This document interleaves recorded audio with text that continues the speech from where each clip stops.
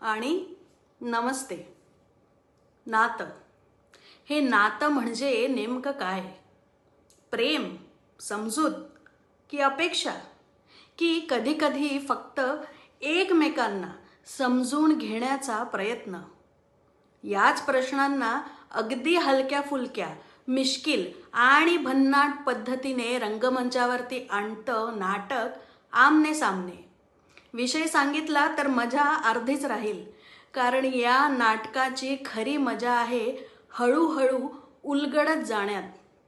कथा दोन जोडप्यांभोवती फिरते, पण पुढे काय होतं, कोण कोणाच्या आमने सामने येतं आणि नात्यांमधले कोणते गैरसमज रंगमंचावर हास्याचा स्फोट घडवतात, हे तुम्ही थिएटरमध्येच अनुभवा.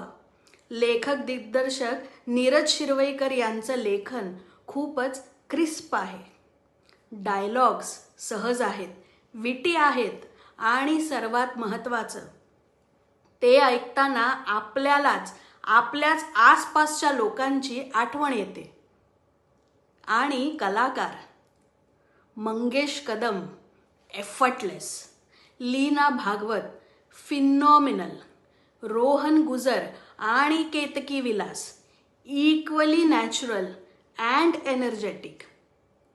चारही कलाकारांची केमिस्ट्री आणि कॉमिक टायमिंग इतकी सहज आहे की अनेकदा डायलॉगपेक्षा रिॲक्शन बघूनच हसू येतं. आणि लीना भागवत यांच्याबद्दल एक वेगळं सांगायलाच हवं. त्यांची स्टेज प्रेझेन्स म्हणजे एकदम दुसऱ्या लेवलची गोष्ट आहे. आणि हो, त्यांचा आज मौसम बडावाला परफॉर्मन्स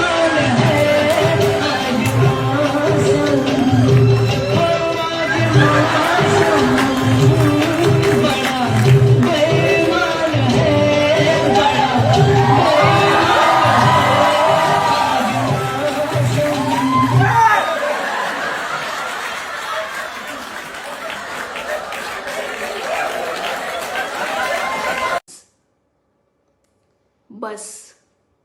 बाकी नाटकाचा विषय, ट्विस्ट आणि मजा मी अजिबात स्पॉईल करणार नाही, कारण काही गोष्टी सांगण्यासाठी नसतात, त्या समोर बसून अनुभवण्यासाठी असतात.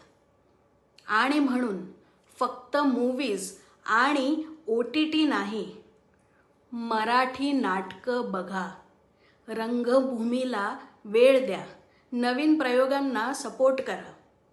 क्योंकि स्क्रीन पर परफॉर्मेंस खत्म हो जाता है, लेकिन थिएटर में कलाकार का हर डायलॉग आपके सामने पहली और आखिरी बार उसी मोमेंट में जन्म लेता है. तो अगली बार वीकेंड प्लान बनाते समय एक मूवी नहीं तो एक नाटक ज़रूर चुनिए, और हो सके तो बार बार नाटक के लिए जाइए. Good Knight.